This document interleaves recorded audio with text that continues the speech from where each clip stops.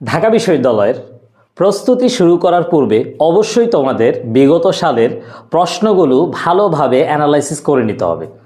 তাহলে তোমরা বিগত সালের প্রশ্নগুলো দেখে বুঝতে পারবা কিভাবে ঢাকা বিশ্ববিদ্যালয় কর্তৃপক্ষ প্রশ্ন করে থাকে। তো চলো আমরা এই ভিডিওতে ঢাকা বিশ্ববিদ্যালয়ের 2025-26 সেশনের বি ইউনিটের প্রশ্নটি সলভ করি। প্রথমে আমরা যে কাজটা করব, কোয়েশ্চেনটা কোথা থেকে এসেছে সেটা ধারণা আনার চেষ্টা করব। Stray dogs dash themselves dash scraps. অপশনগুলোতে আমরা একটু তাকাই। Feeding, with, feed on, fed in, feed to. এখানে দুইটা জায়গা থেকে কোয়েশ্চেন আসে, এটা বোঝা যায়। এক, ভার্ব, এই যে প্রথম অংশে যা দেওয়া আছে এটা হচ্ছে ভার্ব, আর তার অপর অংশে আছে প্রেপোজিশন। ওকে, তাহলে আমরা প্রথমে যে কাজটা করব, আমরা এখানে কোনটা উত্তর হবে হবে না আমরা প্রত্যেকটা অপশন বিবেচনা করব। অপশন এ উত্তর হচ্ছে না। কারণ কি? কারণ হচ্ছে দেখো, স্ট্রে ডগস ড্যাশ দেমসেলভস ড্যাশ স্ক্রেপস। কারণ হচ্ছে এই যে ফিড শব্দটা এখানে এটা নন ফাইনাইট ভার্ব, আর আমাদের বাক্যে একটা মেইন ভার্ব লাগবে। সো অপশন এ বাদ। এরপরে চলে যাই আমরা অপশন বিতে। অপশন বিতে ফিড আছে, প্রেজেন্ট ইনডিফিনিট টেন্স ভার্বের 1 নম্বর রূপ, তারপর ফেড ভার্বের 2 নম্বর রূপ, ফিড আবার ভার্বের 1 নম্বর রূপ। So option B, C, D তিনটাই কিন্তু হইতে পারে। এবার আমরা দেখি এই যে ফিডের সাথে অ্যাপ্রোপ্রিয়েট হয় কিনা। হ্যাঁ, ফিডের সাথে অ্যাপ্রোপ্রিয়েট হয় অন, ফিড অন। দেখো, যেহেতু ফিডের সাথে টু বসে না এই জন্য অপশন ডি বাদ। সেম কথা, ফিডের সাথে ইন বসে না এই জন্য অপশন সি বাদ। তো এখানে কারেক্ট উত্তর হচ্ছে ফিড অন। এবার আমরা পুরো বাক্যের অর্থটার দিকে একটু তাকাই। স্ট্রে dogs dash themselves dash scraps. স্ট্রে dogs মানে কি? নেড়ি কুকুর, পথ কুকুর। হ্যাঁ, অর্থাৎ পথঘাটে যে কুকুরগুলো আছে সেগুলো খায়। দেমসেলভস মানে তাদের নিজেদেরকে, খায় না, খাওয়ায়, তাদের নিজেদেরকে খাওয়ায় অন স্ক্র্যাপস। স্ক্র্যাপস মানে হচ্ছে উচ্ছিষ্ট। হ্যাঁ, তাহলে এখন দেখো এখানে কারেক্ট উত্তর হবে ফিড অন। আমরা তার পরের কোয়েশ্চেনে চলে যাচ্ছি। পরের কোয়েশ্চেনটাতে আমরা দেখতে পাচ্ছি, the teacher ask Jafar dash your exercises yesterday during the time allotted to you. এখানে কোনটা উত্তর হবে আমরা দেখি। আমরা এখানে একটু দেখি কষ্ট করে। ইয়েস্টারডে এখানে কি আছে? First indefinite tense marker. যেহেতু ফার্স্ট ইনডিফিনিট টেন্স মার্কার আছে, দ্যাট মিনস হচ্ছে এ বি সি ডির মধ্যে যেই অংশটাতে ফার্স্ট ইনডিফিনিট টেন্স নাই সেটা বাদ হয়ে যাবে। অপশন এতে দেখে আমরা প্রেজেন্ট কন্টিনিউয়াস টেন্স আছে এই জন্য অপশন এ বাদ। অপশন বিতে did practice, first indefinite tense আছে, এটা হইতে পারে। অপশন সিতে প্রেজেন্ট পারফেক্ট আছে এই জন্য বাদ। আর অপশন ডিতে মডাল ভার্বের প্রেজেন্ট ফর্ম আছে এই জন্য এটা বাদ। তাহলে কারেক্ট উত্তর হচ্ছে did you practice. Did you practice did you practice your exercise yesterday during the time allotted to you. ওকে, আমাদের অপশন বি এর উত্তরটা 2 নম্বর প্রশ্নের উত্তরটাও ক্লিয়ার হয়ে গেল। এরপর আমরা 3 নম্বর প্রশ্নে চলে যাই। The lack of rain this year may dash the total availability of agricultural crops. আমরা প্রথমে জেনে নিব এই কোয়েশ্চেনটা কোথা থেকে এসছে। আমরা অপশনগুলোতে একটু পড়ে দেখি। Adversely effect, adversely affected, have adverse effect, adversely effect. এখানে দুইটা জায়গা থেকে কোয়েশ্চেন আসছে। এক, কনফিউজিং ওয়ার্ড, এই যে এফেক্ট ইফেক্ট, এটা কনফিউজিং ওয়ার্ড। এটা থেকে গত বছর অর্থাৎ 25-26-এর আগের বছর কোয়েশ্চেন এসছে, এটা খুবই গুরুত্বপূর্ণ একটা ওয়ার্ড। ওকে, এরপরে দেখো তারপরে আসে ভার্বের ব্যবহার আছে, এফেক্ট, এফেক্টেড, হ্যাভ এফেক্ট। ওকে, তাহলে আমরা বুঝলাম এটা ভার্ব থেকেও আসছে, তারপরে আবার কনফিউজিং ওয়ার্ড। এবার আমরা উত্তর করার চেষ্টা করি। দেখো, শূন্যস্থানে পূর্বে এখানে মে মডাল ভার্ব আছে। মডাল ভার্ব থাকলে মডাল ভার্বের পরে কি কি হতে পারে? মডাল ভার্বের পরে V1 হতে পারে, মে প্লাস V1। ওকে, মডাল ভার্বের পরে বি প্লাস B3 হতে পারে, এখানে অপশনগুলোতে নাই। তারপর মডাল ভার্বের পরে হ্যাভ প্লাস B3 হতে পারে। ওকে, এবার আমরা দেখি অপশনতে। অপশন এ অ্যাডভার্সলি এফেক্ট, এটা হতে পারে। দেখো, অ্যাডভার্সলি অ্যাডভার্ব, তারপরে এফেক্ট, এটা V1, এফেক্ট V1, মডাল ভার্বের পরে V1 হতে পারে। ওকে, এটা আমরা রেখে দিলাম। অপশন বিতে চলে যাই। অ্যাডভার্সলি এফেক্টেড, এটা উত্তর হবে না। কারণ কি? কারণ এই যে মে মডাল ভার্বের পরে V2 V3 এগুলো বসবে না ডিরেক্টলি, এই যে এফেক্টেড, এই জন্য এটা বাদ। অপশন সিতে আমরা চলে যাই, হ্যাভ অ্যাডভার্স এফেক্ট। দেখো এখানে এই অ্যাডভার্স প্রবলেম আছে, তারপরে হ্যাভের পরে কখনোই এফেক্ট V1 বসে না, V3 বসে। সো এখানে অপশন সিও বাদ। অপশন ডিতে আমরা দেখতে পাই অ্যাডভার্সলি এফেক্ট, অ্যাডভার্সলি অ্যাডভার্ব ঠিক আছে। এখন অপশন ডিতে ইফেক্টে প্রবলেম, ইফেক্ট কিন্তু ভার্ব না ভাই, ইফেক্ট হচ্ছে নাউন। সো অপশন ডি ভুল। এখানে কারেক্ট উত্তর হচ্ছে অপশন এ, অ্যাডভার্সলি এফেক্ট। তো বন্ধুরা, আমরা কোয়েশ্চেন সলভ করতে গিয়ে ইতিমধ্যেই বুঝতে পারছি কিভাবে কোয়েশ্চেন সলভ করা উচিত। তোমরা ডেফিনেটলি ভিডিওটা যদি তোমাদের ভালো লাগে তাহলে অবশ্যই তোমরা কমেন্ট করবা, তোমাদের বন্ধুদেরকে শেয়ার করবা। চলো আমরা তার পরের কোয়েশ্চেনে চলে যাই। 4 নম্বর কোয়েশ্চেনে দেখতে পাই, the synonym of exhausted is. এই কোয়েশ্চেনগুলো তো তোমরা বুঝোই, এটা মূলত মুখস্থ বেসড কোয়েশ্চেন। এই সিনোনিম অ্যান্টোনিম বেসড কোয়েশ্চেন এটা বরাবরই ঢাকা ইউনিভার্সিটি বি ইউনিটের জন্য গুরুত্বপূর্ণ। নট অনলি বি ইউনিট, সকল ইউনিটের জন্যই হচ্ছে সিনোনিম অ্যান্টোনিম গুরুত্বপূর্ণ। সত্য কথা বলতে সারা বাংলাদেশে যতগুলো ইউনিভার্সিটিতে ইংলিশ পরীক্ষা হয় সবগুলাতেই সিনোনিম অ্যান্টোনিম থেকে কোয়েশ্চেন থাকবে। এই জন্য তোমরা অবশ্যই সিনোনিম অ্যান্টোনিম খুবই গুরুত্ব দিয়ে পড়বা। ওকে, দ্য সিনোনিম অফ এক্সস্টেড। আর এটা কিন্তু দেখো টেক্সট বুক থেকেই আসছে। হ্যাঁ, বি ইউনিট অবশ্যই মনে রাখবা, টেক্সট বুকের ভোকাবুলারি পড়া ফরজ, পড়তেই হবে, না পড়ার কোনো অপশন নাই। তোমরা অন্য কোনো ভোকাবুলারি পড়ার আগে অবশ্যই টেক্সট বুকের ভোকাবুলারিগুলো পড়ে নিবা। ওকে, এখন এক্সস্টেড মানে কি? ক্লান্ত, একদম ক্লান্ত। ক্লান্ত মানে শেষ।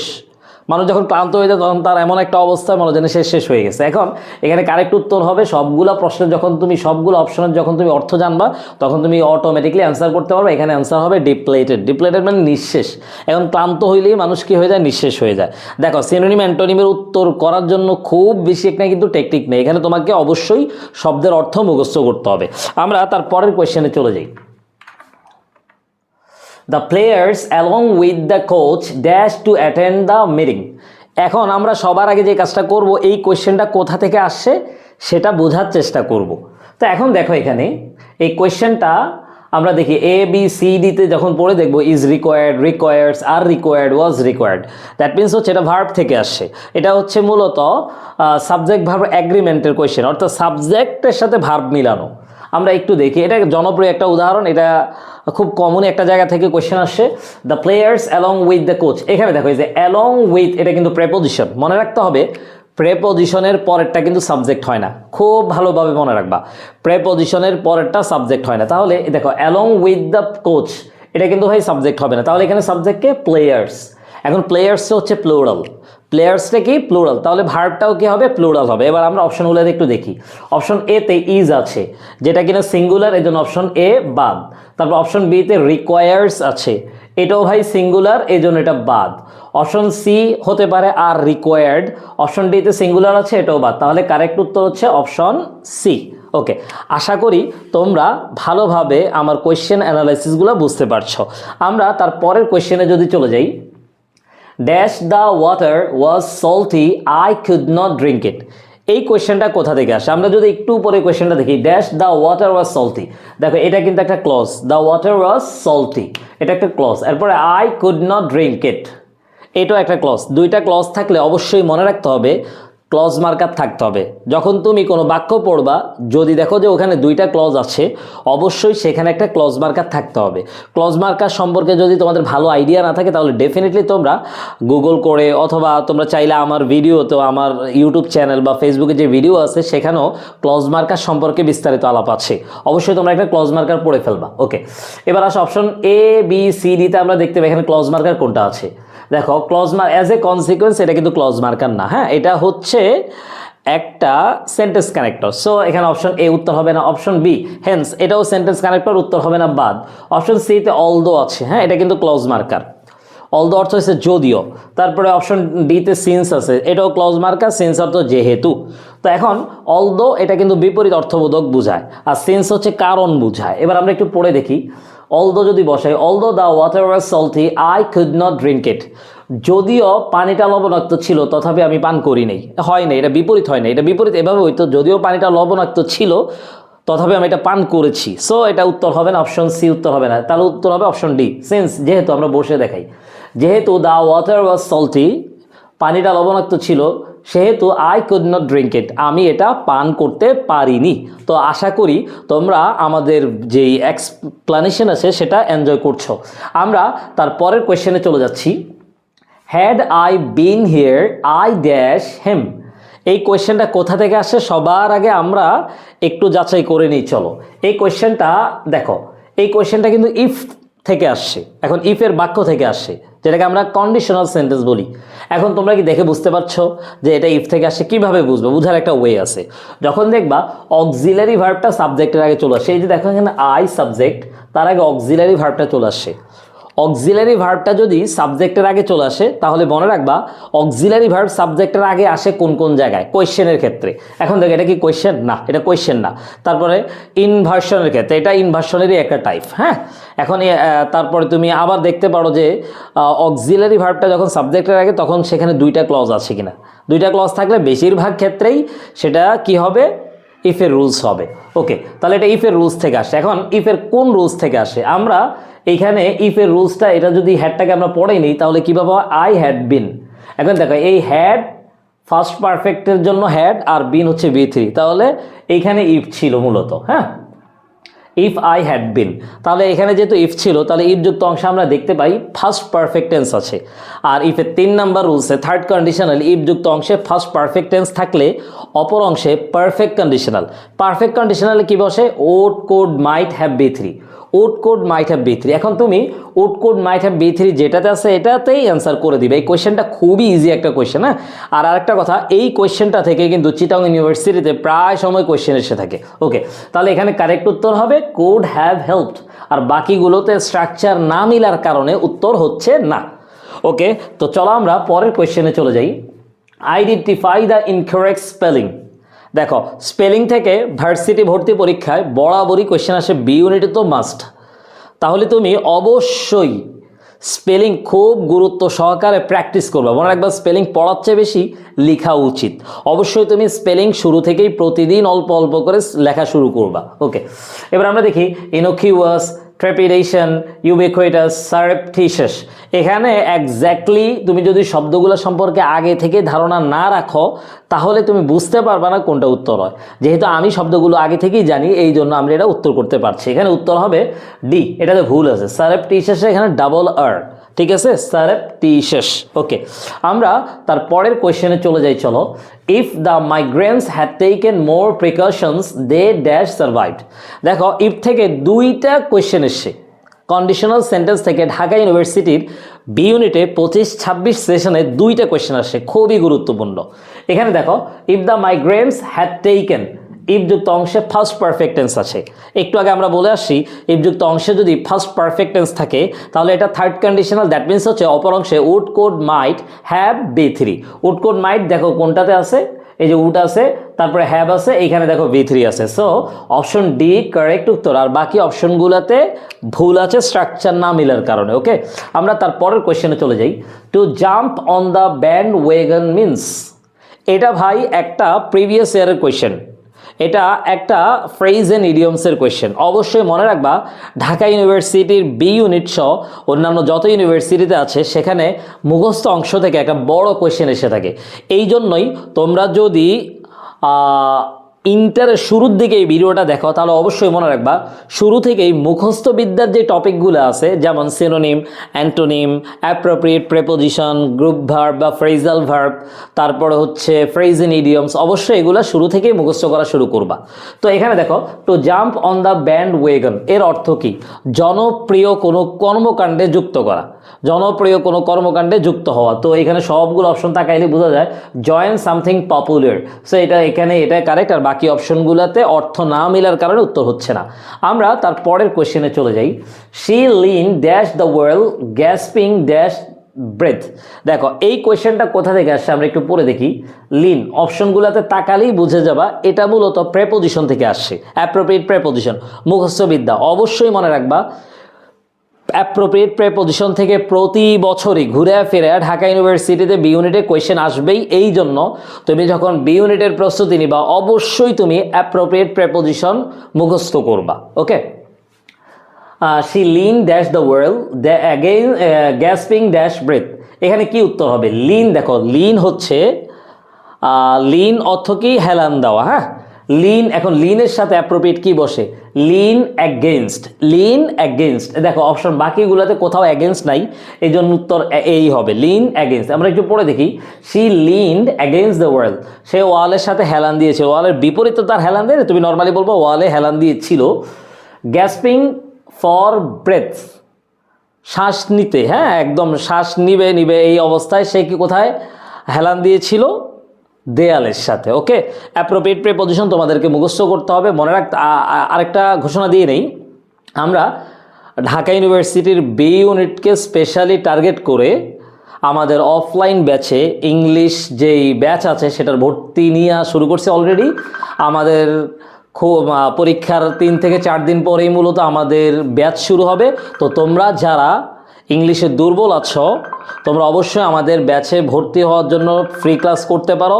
সব কিছু মিলে যদি তোমার ভালো লাগে তাহলে অবশ্যই তুমি এখানে ভর্তি হতে পারো। ওকে, তারপরে আমরা চলে যাই, দেখো আমরা পরের কোশ্চেনে যদি যাই, the antonym of imprudent is dash.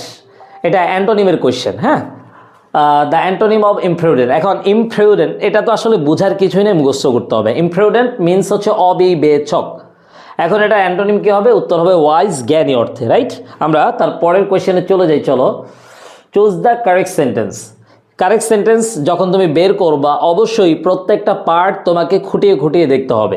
একটা কথা মনে রাখবা, এই যে কারেক্ট সেন্টেন্স থেকে কিন্তু বরাবরই কোয়েশ্চেন আসে, কারণ কারেক্ট সেন্টেন্সে গ্রামারের কোন জায়গাটা ভুল করবে এইটা আসলে আগে থেকে বলে দেওয়া টাফ, ঠিক আছে। ওকে, আমরা একটু পড়ে দেখি, প্রত্যেকটা বাক্য পড়বো, কোনটাতে ভুল আছে, কেন ভুল, এই বিষয়গুলো অ্যানালাইসিস করার চেষ্টা করব। আমল ইজ স্লিপিং ডিউরিং 2 আওয়ার্স। এখানে দেখো আমল ইজ স্লিপিং, আমল ঘুমোচ্ছে ডিউরিং 2 আওয়ার্স, 2 ঘন্টা সময়, অর্থ মিলছে না। এখানে দুইটা ভুল আছে। ডিউরিং এটা আসলে কোনো একটা সময় ধরে যদি কোনো কাজ করা বোঝায় সেখানে ডিউরিং হয় না, সেখানে হয় ফর। সো এখানে ফর হইতো। এখন আরেকটা প্রবলেম আছে, ফর হইলে তখন এটা সময় বোঝাচ্ছে, আর সময় বুঝিয়ে কোনো কাজ চলমান থাকলে সেখানে আসলে প্রেজেন্ট কন্টিনিউয়াস টেন্স হয় না, সেখানে হয় প্রেজেন্ট পারফেক্ট কন্টিনিউয়াস। তাহলে এটা কারেক্ট বাক্য হইতো Amal has been sleeping for 2 hours. Okay, এই জন্য অপশন এ ভুল। আমরা অপশন বিতে চলে যাই, Jayati forbade him to go to the meeting. দেখো আমরা একটু পড়ে দেখি, জয়তী সাবজেক্ট, ফরবেড হচ্ছে ভার্ব। জয়তী নিষেধ করেছিল, হিম তাকে অবজেক্ট, ঠিক আছে এই পর্যন্ত কোনো সমস্যা নেই। Subject verb object. To go যেতে, ঠিক আছে ইনফিনিটিভ। টু দ্য মিটিং, গো এর সাথে টু বসে, এটাও ঠিক আছে মিটিংয়ে। ওকে, তাহলে অপশন বি হতে পারে। অপশন বি আমরা দেখতে পাচ্ছি কারেক্ট, সব কিছু কারেক্ট আছে। আমরা বাকি অপশনগুলো একটু অ্যানালাইসিস করে দেখব। The hen has lain a dozen eggs. এখানে দেখো এই যে দ্য হেন হ্যাজ লেইন, দুইটা ভুল আছে, আমরা একটা দিয়ে বের করতে পারলে হবে। এই যে ডিম পাড়া অর্থে লেইন কিন্তু হয় না, লেইড হবে, হ্যাঁ এখানে ভার্বে ভুল আছে। সো এখানে অপশন সিও ভুল। আমরা তারপরের কোশ্চেনে চলে যাই, the driver dead from an accident. দেখো এই পুরো বাক্যে কিন্তু কোনো মেইন ভার্ব নাই, এই ডেড কিন্তু আসলে মেইন ভার্ব হতে পারে না। সো অপশন ডি ভুল। এখানে কারেক্ট অ্যান্সার হচ্ছে Jayati forbade him to go to the meeting. Okay, আশা করি আমাদের অ্যানালাইসিস তোমরা উপভোগ করছো। যদি তোমাদের কোনো কোয়েশ্চেন থাকে অবশ্যই তোমরা কমেন্টে জানাবা, আর ভিডিওটি ভালো লাগলে তোমাদের বন্ধুদের সাথে শেয়ার করতে মোটেও ভুলবে না কিন্তু। আমরা তার পরের কোয়েশ্চেনে চলে যাই, চলো। এ person who helps people through charitable causes is A N.